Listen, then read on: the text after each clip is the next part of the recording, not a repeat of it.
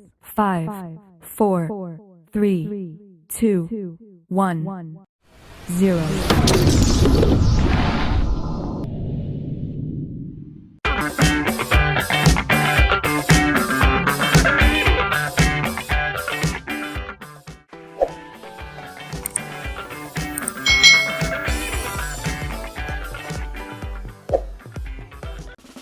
Hai. Selamat datang di channel YouTube Kak Citra. Apa kabar adik-adik semuanya? Kak Citra berharap kalian dalam keadaan yang baik, sehat dan siap untuk belajar ya. Hari ini kita akan belajar bersama-sama untuk mata pelajaran tematik kelas 3. Kita belajar di tema 5 yaitu tentang cuaca, subtema 3 pengaruh perubahan cuaca terhadap kehidupan manusia, pembelajaran yang keempat. Mari adik-adik kita belajar dengan penuh semangat ya. Hari ini Edo tidak dapat hadir ke sekolah. Edo sakit flu dan demam. Kemarin saat pulang sekolah, Edo kehujanan. Edo lupa membawa payung ataupun jas hujan. Saat berangkat, Edo melihat matahari bersinar. Itu tanda cuaca akan cerah.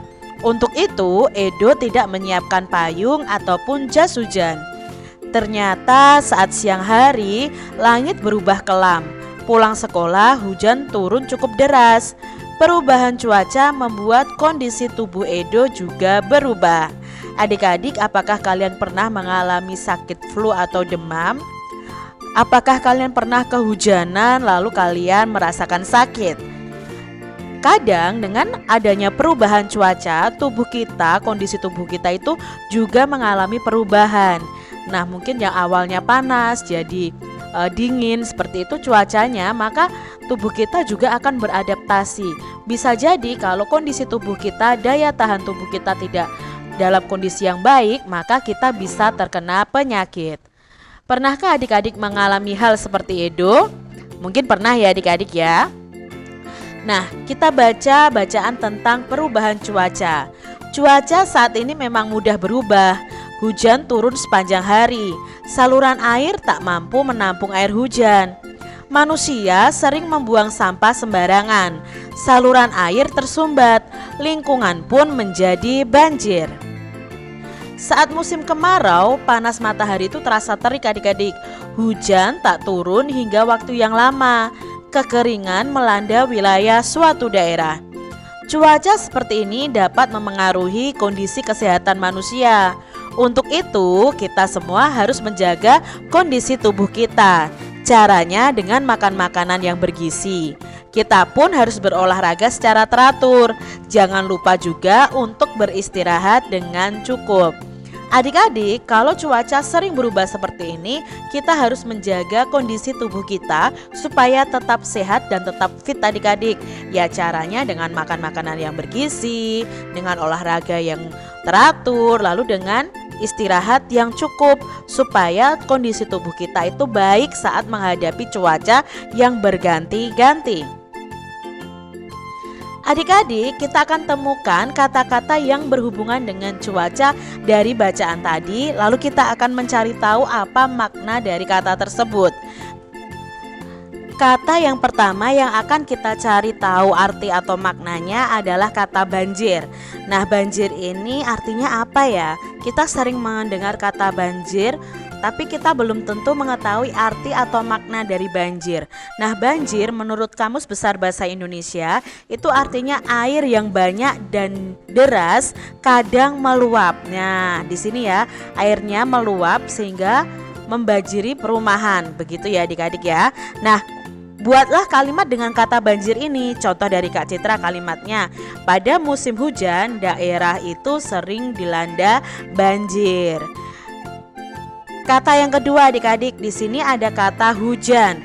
Nah, hujan itu artinya adalah titik-titik air yang berjatuhan dari udara karena adanya proses pendinginan. Kalimatnya, hari ini hujan turun sangat lebat. Lalu dalam bacaan tadi ada kata kemarau. Apa itu kemarau? Coba adik-adik amati gambar ini. Kira-kira itu kemarau itu apa ya? Nah, kemarau itu artinya musim kemarau atau musim kering adalah musim dengan curah hujan yang sangat sedikit, bahkan kadang tidak ada curah hujannya adik-adik. Jadi menyebabkan tanah-tanah itu kekeringan ya, tidak ada air hujan. Contoh kalimatnya, musim kemarau banyak sawah yang kekeringan. Berikutnya ada kata matahari. Nah, ini adalah gambar matahari.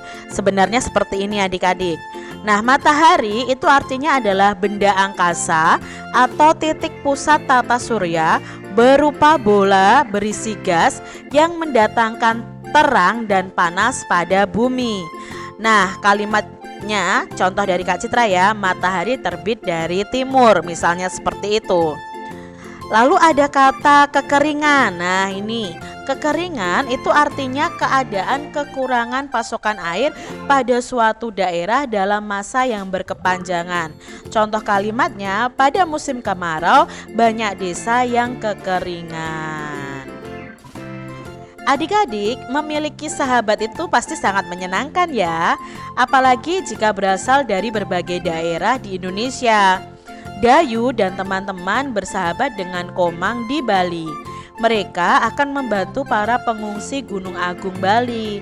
Mereka telah menggalang bantuan dari warga sekolah. Bantuan berupa dana dan pakaian layak pakai. Menjalin persahabatan bisa dilakukan dengan siapa saja adik-adik. Walau berbeda asal sukunya, berbeda pula warna kulitnya, bahkan berbeda agamanya, kita tetap bisa bersahabat. Jadi adik-adik, kalau kalian berteman, jangan memandang itu agamanya apa, warna kulitnya apa, sukunya apa, berasal dari daerah mana. Tidak perlu, karena kita bersahabat itu harus dengan semua orang.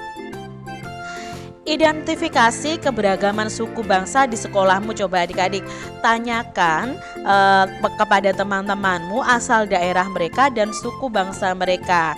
Nah, di sini Kak Citra punya beberapa contoh suku bangsa yang ada di Indonesia. Contohnya suku bangsa yang ada di Pulau Sumatera.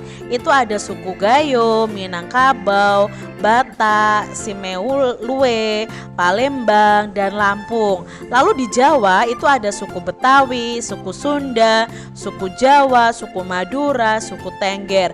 Nanti Jawa sendiri akan dibagi Jawa Tengah, Jawa Timur, seperti itu. Untuk di Pulau Bali itu ada suku Bali. Di Kalimantan itu ada suku Banjar, Berau, ada Dayak, ada Maayan, ada Kutai. Lalu di Sulawesi itu ada Buton, ada Minahasa, ada Bugis, ada Toraja. Di Maluku itu ada suku Ambon dan suku Aru.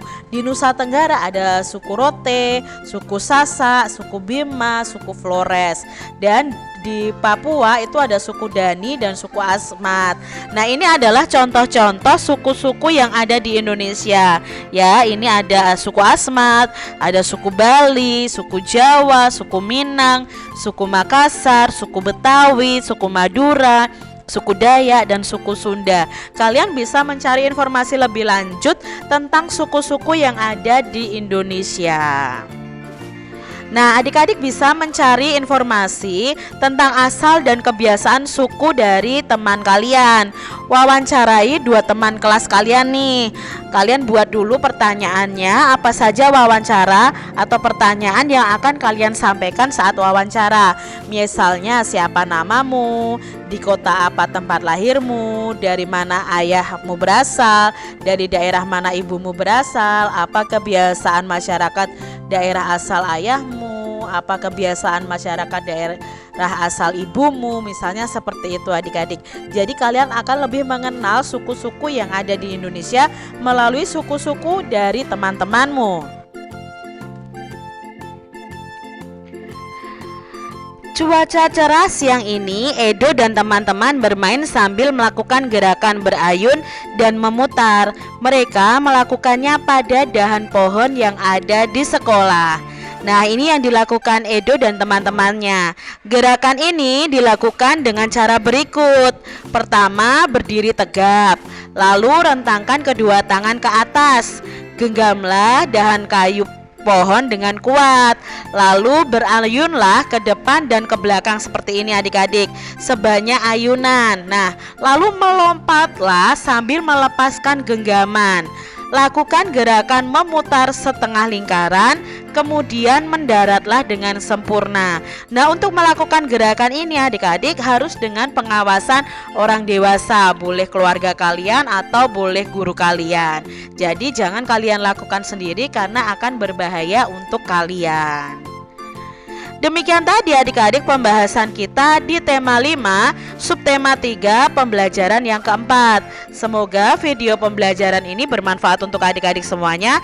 Dan sampai jumpa lagi di video pembelajaran Kak Citra selanjutnya. Tuhan memberkati. Jangan lupa tekan tombol subscribe, lalu tekan loncengnya, tekan juga tombol like, lalu share ke media sosial kalian. Jangan lupa untuk ikuti media sosial Kak Citra. Terima kasih.